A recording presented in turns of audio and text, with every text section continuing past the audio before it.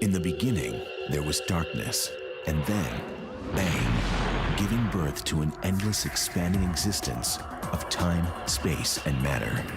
Now see further than we've ever imagined, beyond the limits of our existence, in a place we call the universe.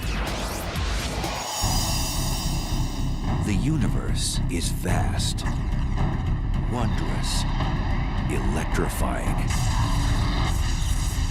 But for space travelers looking for a thrill ride, it could be a one-way ticket. It's a place from which you can't return, or at least not in the form in which you went in. Go where no one has dared to venture.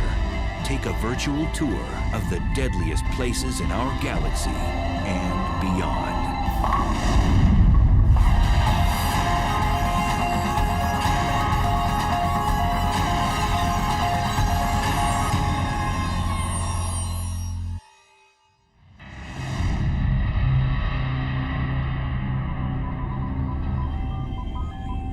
It's the ultimate frontier adventure.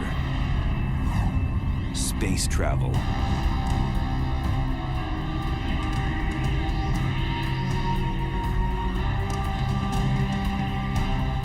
But when trekking through the galactic jungles, one must steer clear of the cosmic hot zones, places teeming with violence and intrigue.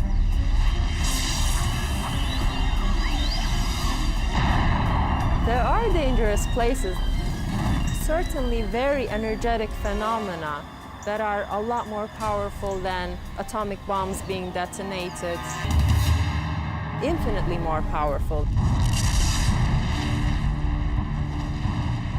The universe does seem to be a very violent place.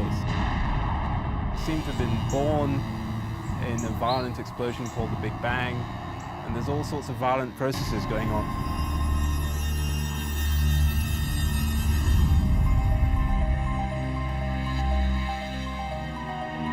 On December 27, 2004, satellites picked up the greatest cosmic explosion ever recorded. A blast 30,000 light years away, which had the power to briefly alter our planet's upper atmosphere.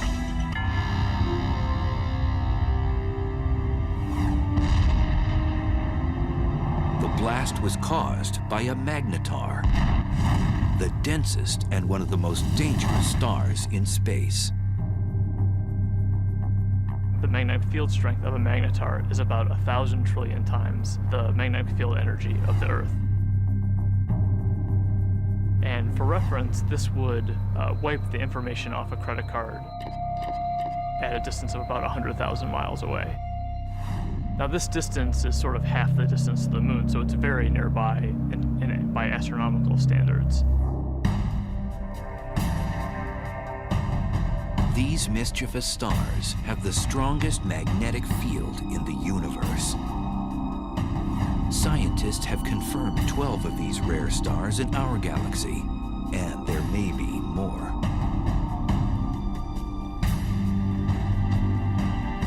Caltech's Brian Cameron scans the Milky Way for these strange stars.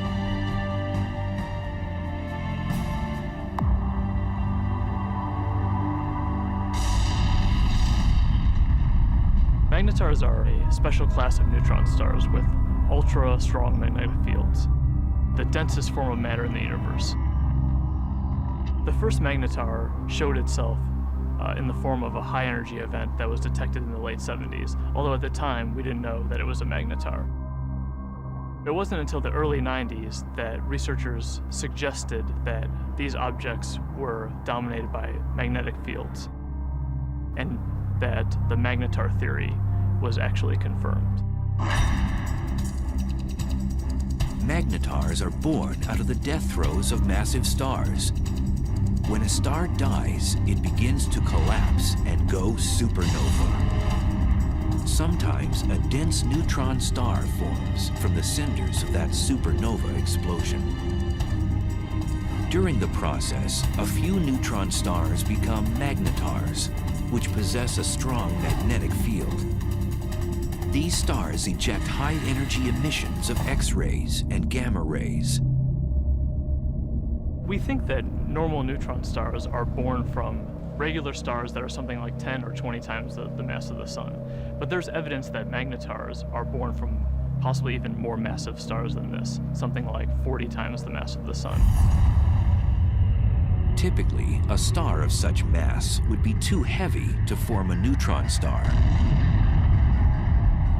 Instead, its mass would collapse into a black hole.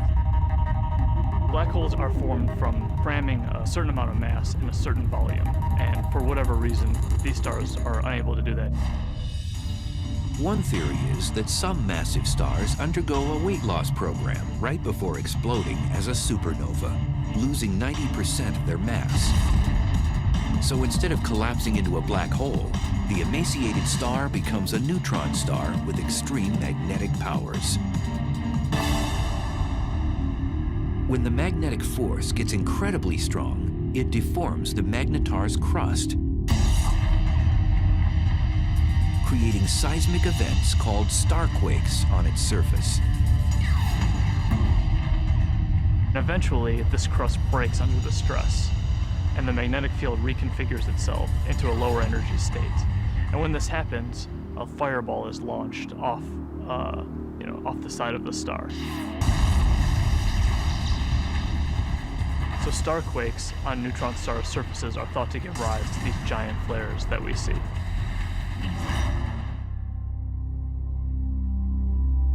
After a magnetar undergoes one of these flares, it outshines all the stars in the galaxy for the few tenths of a second that it's taking place. Within these giant flares are short bursts of gamma rays which move at the speed of light. The giant flares from magnetars are gamma ray bursts. They're very short in duration, less than a second, and have very hard X-ray spectra compared to another class of gamma ray bursts. If a deep space traveler veered off course and was unlucky enough to pass within 700 miles of one of these massive objects, the consequences would be horrific. The magnetic field of the magnetar can literally warp the atoms in human flesh, and its gravitational forces would tear a person apart.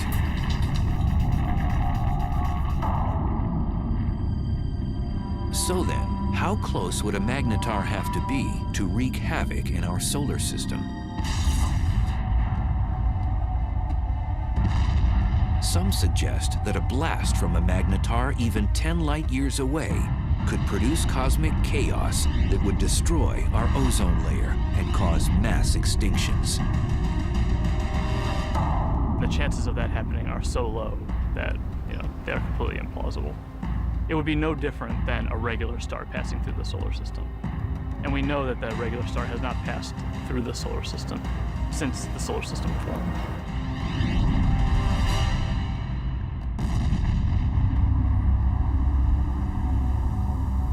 Scientists think that magnetars are only a few thousand years old and will become dim after 10,000 years. We're just now starting to understand the life cycle of magnetars. We think that they're very young, but how young is still uncertain.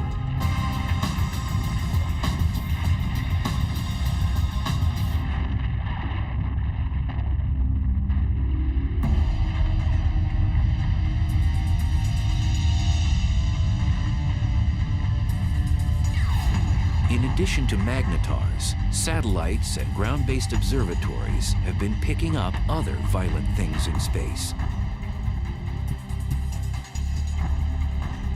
Scientists have now confirmed the existence of a phantom-like force that's so strong that it might very well be the most vicious phenomenon in the universe.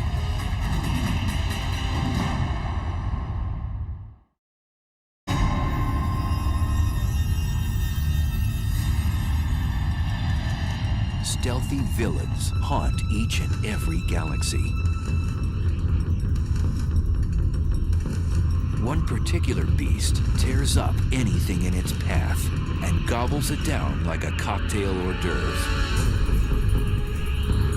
It's one of the most bizarre and destructive phenomenon in the universe, a black hole. I think a black hole is the place which is more violent than anywhere else in our universe. It's like going over the edge and you can't get back. It's fatal attraction, I suppose.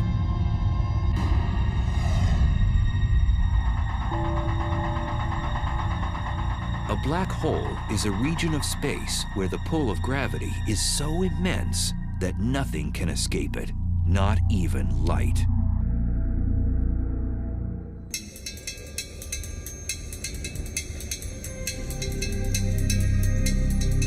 Astrophysicist and triathlete Ferial Ozel is attempting to unlock the mysteries surrounding this elusive cosmic force.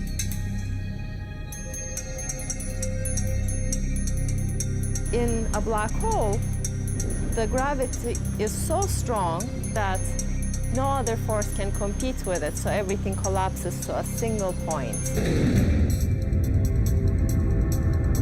Ozel says whatever has a close encounter with a black hole will fall victim to its relentless tidal force of gravity. Imagine you're swimming in a pool and there is no current. You can go whichever direction you want. Now imagine you're taken out of this pool and you're in a river. Imagine a current that is much, much, much stronger. That the only direction that you could go would be with this current. The space around a black hole acts like this wild river. You could never fight this enormous drag that you feel.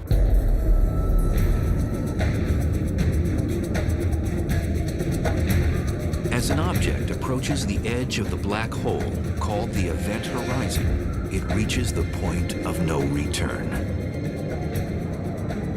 As you come closer and closer to this event horizon, you would already be approaching this extremely fast motion of space under you. And your only future direction is now into the black hole.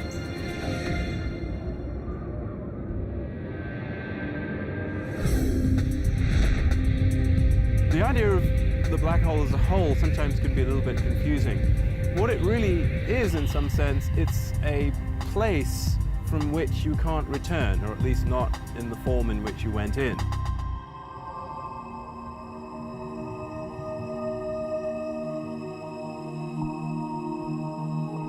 Black holes are difficult to detect because, as the name suggests, you cannot see one by itself because it's black. But scientists have spotted a black hole when its gravity affects something else in space, such as a passing star. A completely isolated black hole would not be visible. What we really see from a black hole is actually the hot material that's swirling around it and that's being sucked into it. So in the neighborhood of these powerful black holes, you'll get a lot of radiation resulting from the black hole pulling in material and stretching it and twisting it as it's falling in. Black holes consume anything in close range, and there are billions upon billions of them prowling the universe.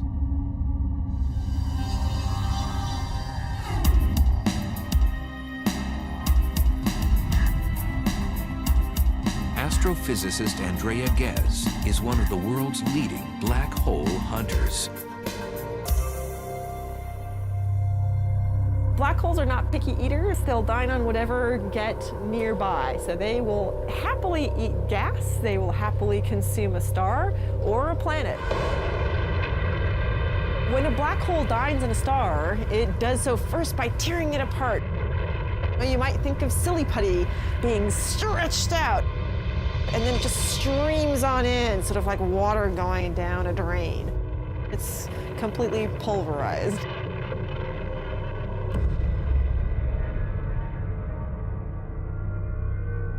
Black holes are produced, we believe, by the collapse of the core of a massive star, something like 25 or 30 times the mass of the sun or more. When it comes to the end of its lifetime, a massive star burns its core all the way past helium, carbon, nitrogen, oxygen, all the way to iron, which has no more nuclear fuel. And when that iron core builds up to a certain mass, there comes a point where it can no longer support itself, and the core will collapse all the way to a black hole, producing at the same time a supernova.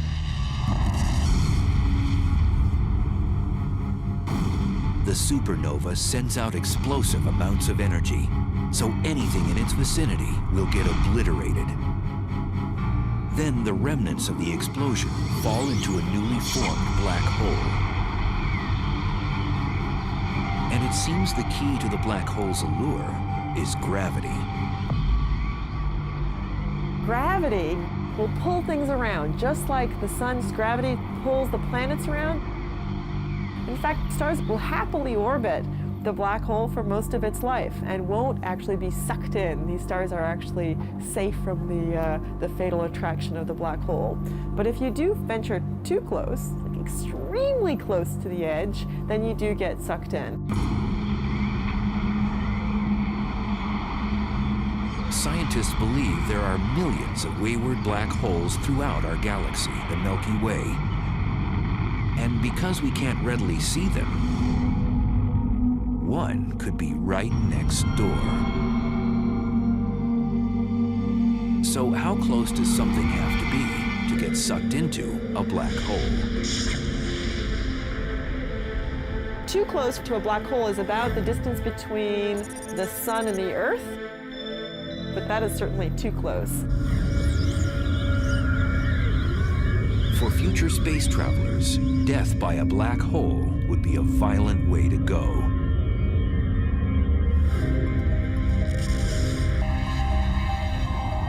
The method by which a black hole could kill you depends on how big the black hole is. They come in two categories. Most of them are the stellar mass black holes, which are 5 to 30 times the mass of our sun. If the black hole is stellar-sized, then the tidal forces near the black hole are strong enough that it will tear you apart tidally, even well outside the event horizon. If you wanted to fall into a black hole, you certainly wouldn't want to fall into one of those. It will spaghettify you. But in addition to the stellar-sized black holes, there are others that are mammoth, millions to a billion times the mass of the sun.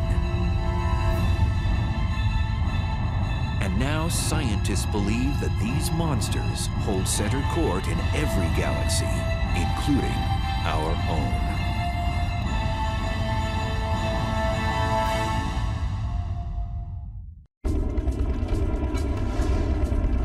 Black holes. They're one of the most mysterious and potentially dangerous oddities in space. A black hole has a ravenous appetite. It sucks in everything in its path and spits out what it doesn't devour. And now scientists have discovered there are supermassive black holes, which are millions of times bigger than their stellar mass cousins.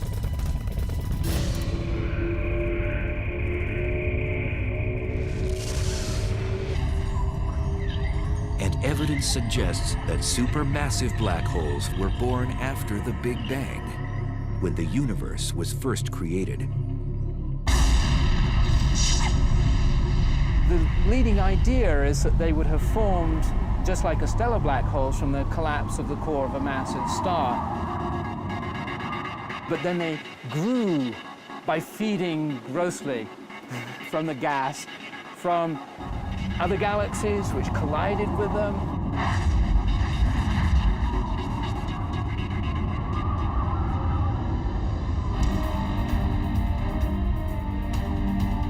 scientists have discovered that these black ogres wield their power in the center of galaxies. The supermassive black holes are at the center of the galaxy, most likely because they're the most massive object within the galaxy.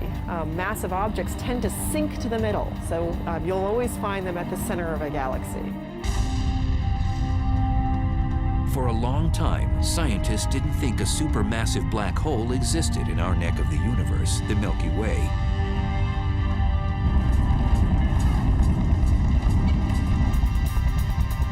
But in 1995, astrophysicist Andrea Ghez set out to prove one exists.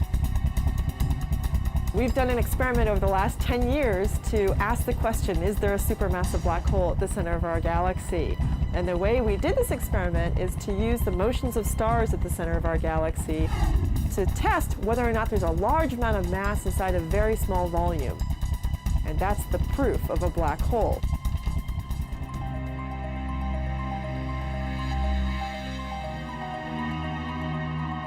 At the Keck Observatory in Hawaii, which houses one of the largest telescopes in the world, Ghez began using a groundbreaking technology called adaptive optics, which brings into focus faraway objects. So this is without adaptive optics. This is what you would see. In this big square, there's nothing. We turn adaptive optics on, and you see the stars. This region contains the stars that provide the keys to our experiment. So we want to watch how these stars move. Ghez noticed that there was a large cluster of stars orbiting around an invisible object at the center of our galaxy. And they were moving at an unusually rapid rate. So we can actually see these stars that are really close to the center, and we can watch them go around. Those stars go around the black hole just the way the planets orbit the sun. The orbits tell us where the black hole is, so it's located right where the star is. That's the center of our galaxy. And the details of exactly how fast these stars are going around and how tight the orbits are tells us the mass of the black hole, which we think today is 4 million times the mass of our sun. For Ghez, confirming that a supermassive black hole indeed exists at the heart of our galaxy was like summiting Mount Everest. It was incredibly exciting to discover the supermassive black hole at the center of our galaxy, simply because it was a question we had set out to address. The question, is there a supermassive black hole? We could design an experiment that actually got at it.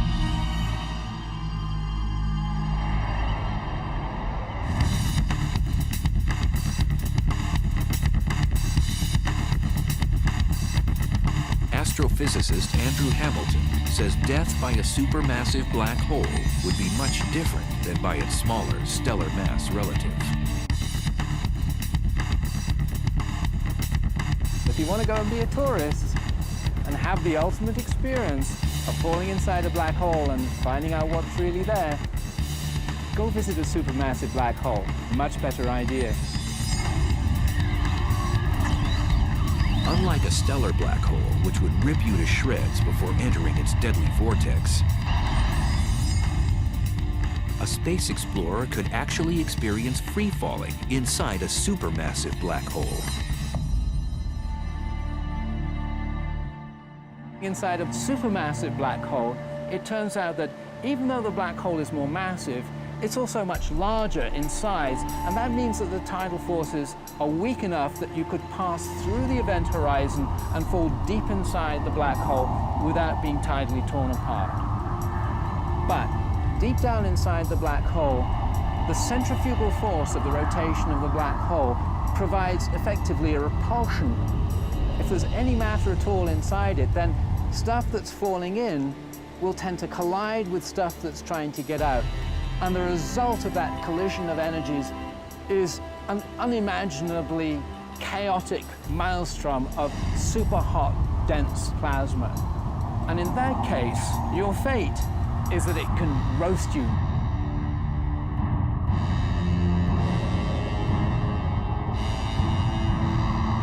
So how close would space travelers have to be to get sucked into a supermassive black hole in the center of a galaxy? For a supermassive black hole, you would have to be about 1 million to 1 billion miles from the black hole to feel its influence.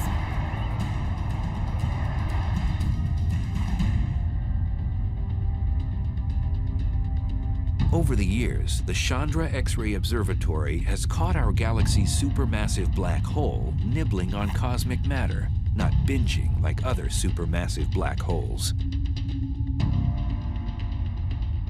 Our black hole is today inactive compared to other black holes.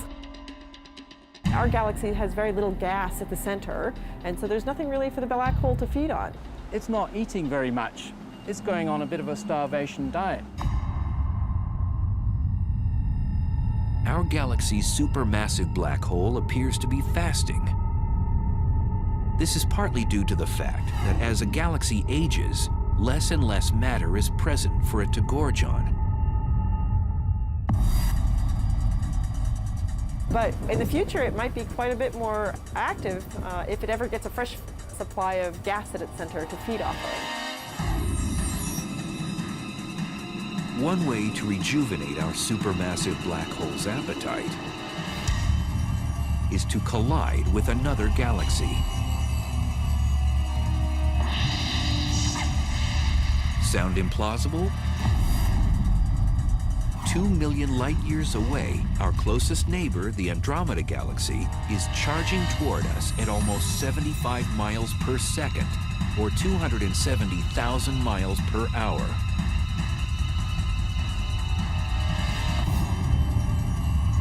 In the future, scientists predict the two galaxies will collide. And upon impact, the larger galaxy may engage in one of the most primitive acts known in the universe.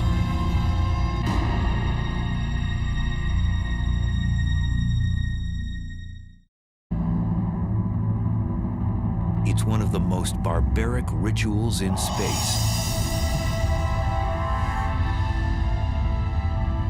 A larger galaxy eats a smaller one.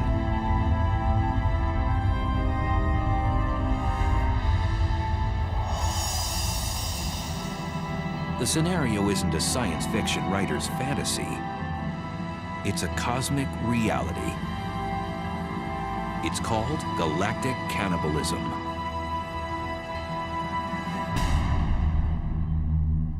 The ghastly event can occur on the celestial highway when two galaxies have a head-on collision.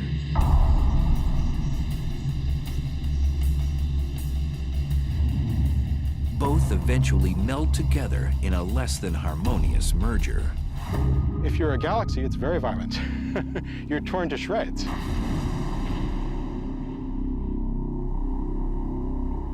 Joshua Barnes studies galaxy mergers.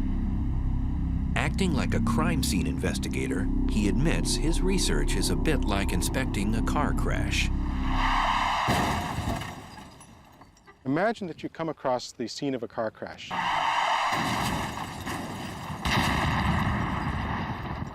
Two wrecked vehicles, but no witnesses. Nobody to tell you what happened. All you have is the physical evidence. That's basically what we have to do when we study colliding galaxies. So there are no witnesses to a galactic collision. All that you have is the present state of the wreckage. So you have to conduct a sort of forensic investigation to try and figure out what happened on the basis of what you have today.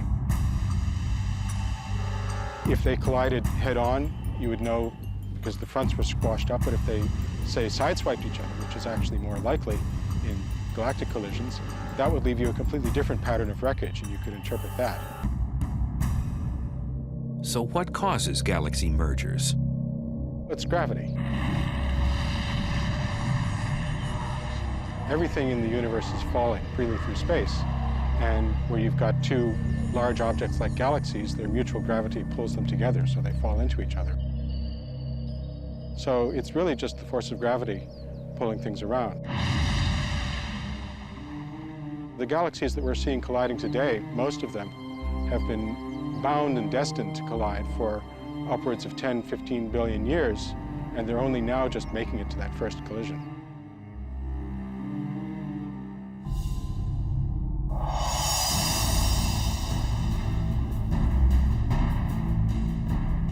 Our own galaxy, the Milky Way, is moving toward our neighbor, Andromeda.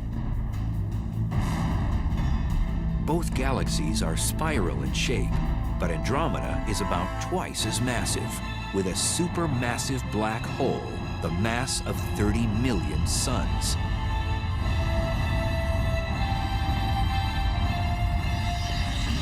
It'll look a lot like a dance. And you see the two galaxies come close together, so they kind of dance around each other, getting closer and closer and moving faster and faster before they finally come together. But at the point of impact, these galactic dancers will do more than pirouette. Each one has a spiral disk of stars, and then surrounding that, a halo of dark matter, invisible material that we can detect by its gravitational field. These two dark halos, which are much larger, will overlap as the galaxies pass by. Eventually, as the two galaxies spiral around each other closer and closer, you can no longer distinguish them as separate systems, and finally the nuclei merge.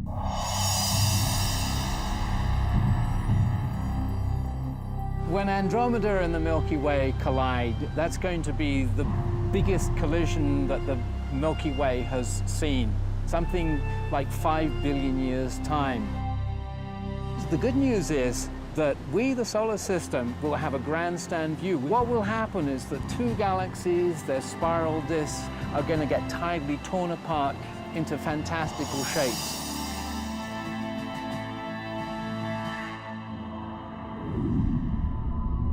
When the disks start to get close to each other, they'll throw off long streamers of stars, so-called tidal tails. And what happens to the sun and the solar system, should we still be around, it really is hard to predict. We could get lucky and be on one of those tidal tails and get a sort of bird's eye view of the whole process as we fly out. Or we could get thrown into an orbit plunging towards the center of the merging galaxies. There's basically no way to say.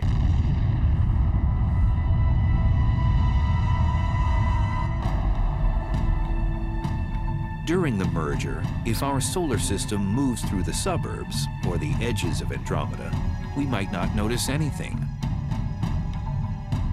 On the other hand, countless stars and space material could be propelled towards the planets, potentially disrupting their orbits around the sun. Moreover, the entire galaxy could face cosmic upheaval. We could have consequences which would nonetheless be dangerous. First of all, we could have a lot of star formation as a consequence of the merger. Currently, both the Milky Way and Andromeda galaxy have plenty of interstellar gas, the raw material from which stars are born. Now that would mean a lot more evolved stars, supernova, going off in our vicinity. And that could create shock waves, blast waves, bursts of cosmic rays, which would have nasty consequences.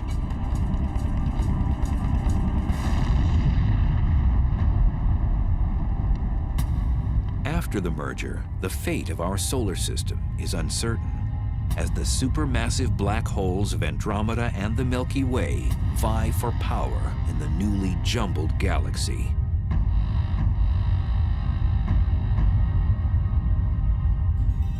When they merge, they're going to form a new galaxy, and these two supermassive black holes will gradually spiral into the middle of the new galaxy. They will be a binary black hole for a short time. And these black holes will start to swallow gas as the collision stirs things up. Gas will fall into those black holes. They're going to turn on. They're going to start emitting radiation. But the potential for fireworks, possibly for fueling the black holes at the centers of the galaxies, matter falling into them, possibilities like that do exist. And then the only safe place to watch the process would be on one of those tidal tails riding out and escaping the collision.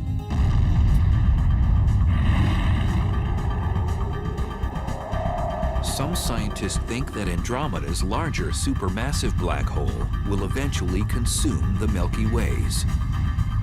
the two black holes will spiral in the center and become a binary black hole, and ultimately will merge with one another to become yet an even bigger supermassive black hole.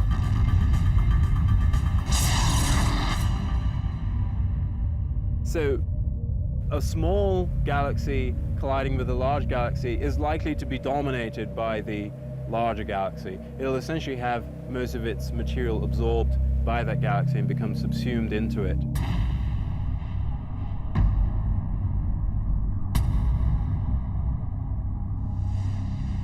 Scientists believe galaxy mergers are a way of life in the universe.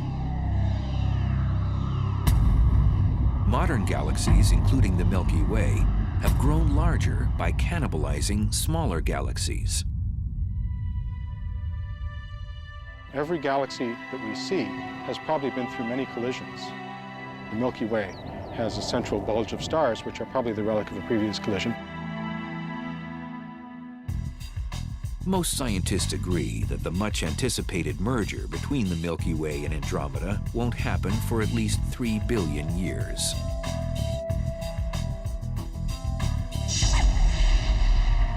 But there may be more immediate dangers in space. In cosmic neighborhoods millions of light years away, there are hyperactive galaxies that have become the big bullies on the block.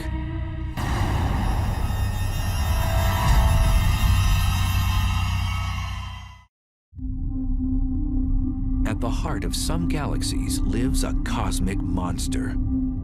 It transforms a run-of-the-mill galaxy into one of the brightest and deadliest in space. Quasars are peculiar objects, each powered by a supermassive black hole that continually swallows large amounts of matter, 10 to 20 stars every year. At the core of these objects lives a very large black hole. And the role of that black hole is to actually generate a huge amount of energy.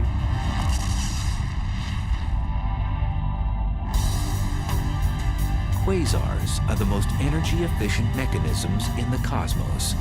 They give off more power than 100 normal galaxies. And they're 10 trillion times brighter than our sun.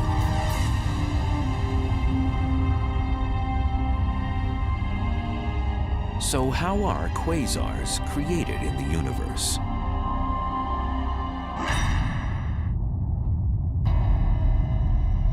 There's a fairly good connection between the last stages of a galactic merger and the so-called quasar phenomenon.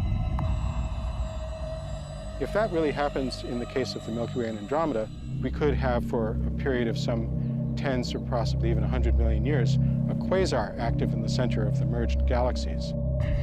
And a quasar puts out about 100 times as much energy as a typical galaxy. And if we were actually thrown into an orbit which took us towards the center of the galaxy, we could get very close to that quasar and really get scorched. The word quasar stands for quasi-stellar radio source, which means star-like emitters of radio waves. The word was coined when the quasar phenomena was still a mystery. Now we know they're not star-like at all. In addition to emitting radio waves and visible light, quasars also give off ultraviolet rays, infrared waves, X-rays, and gamma rays. All deadly if something or someone gets too close. A quasar is a supermassive black hole at large distance that is active. It's powerful, it's emitting light, and we can observe it in many wave bands. Quasars were first discovered in the 1960s, but as radio telescope imaging got better, astronomers discovered that some of those quasars also have powerful jets beaming out of them. These particular quasars are called blazars, probably some of the most violent phenomena in the universe.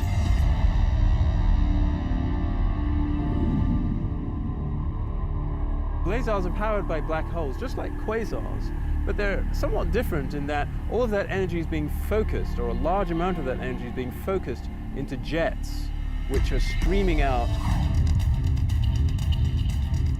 A blazar's aggressive plasma jets produce radiation in the form of radio waves all the way through the spectrum up to high-energy gamma rays.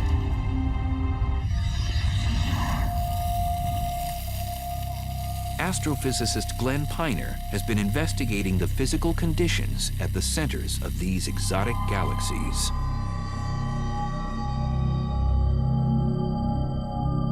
We can use this fountain to visualize the geometry of a blazar. If that circular base of the fountain represents the accretion disk, then the jet of water that's coming up represents the jet of plasma coming out from the blazar. And if the Earth is sitting up in the direction that that water is going, then we would see this object as a blazar. To an astronomer, it's like looking down a fire hose. It really gets you in the eye. You see this bright, blazing thing that we call a blazar. These blazar jets move exceptionally fast. The fastest observed move at 99.9% the speed of light. If you were to take a small object like this bowling ball and you wanted to accelerate it up to 99.9% of the speed of light, you would have to give this bowling ball all the energy produced in the world for an entire week to accelerate it to that speed.